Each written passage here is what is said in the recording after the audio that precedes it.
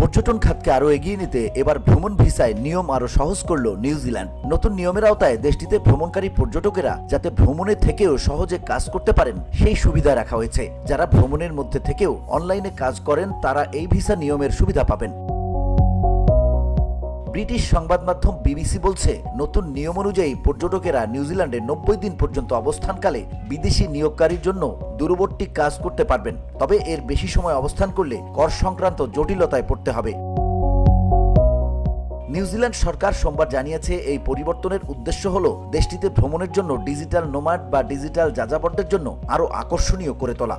Digital যাযাবর হলেন এমন ব্যক্তি যারা ভ্রমণের মধ্যে থেকেও অনলাইনে দূরবর্তী কাজ করেন। এ নিয়ে নিউজিল্যান্ডের অভিবাসন মন্ত্রী এরিকা স্ট্যানফোর্ড এক বিবৃতিতে জানান, 27 জানুয়ারি থেকেই এই নিয়ম কার্যকর হয়েছে। তিনি বলেন, এই পরিবর্তনের ফলে অনেক পর্যটক তাদের অবস্থানের সময় বাড়াতে পারবেন। এটি দেশের অর্থনীতিতে আরও বেশি অর্থের যোগান দেবে। বার্তা সংস্থা রয়টার্স বলছে, নিউজিল্যান্ড সরকারের এই পরিবর্তনটি সব ধরনের ভিসা, যেমন পর্যটক ও দীর্ঘমেয়াদী ভিসার পরিবার, সঙ্গী বা অভিভাবক আসা ব্যক্তিদের জন্য প্রযোজ্য হবে। তবে এক্ষেত্রে শুধু বিদেশ ভিত্তিক দূরবর্তী কাজই অনুমোদিত হবে। যেসব ব্যক্তির কাজ নিউজিল্যান্ডে শারীরিক উপস্থিতিতে হয় তাদের যথাযথ ভিসা নিতে হবে, তারা এর বাইরে থাকবেন।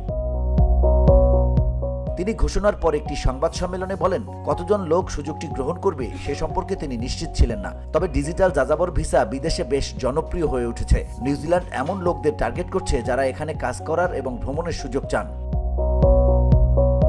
নিউজিল্যান্ডের অর্থনীতি 2024 সালের তৃতীয় কোয়ার্টারে মন্দায় ডুবে যায়। সরকার প্রবৃদ্ধি বাড়ানোর উপায় খুঁজছে।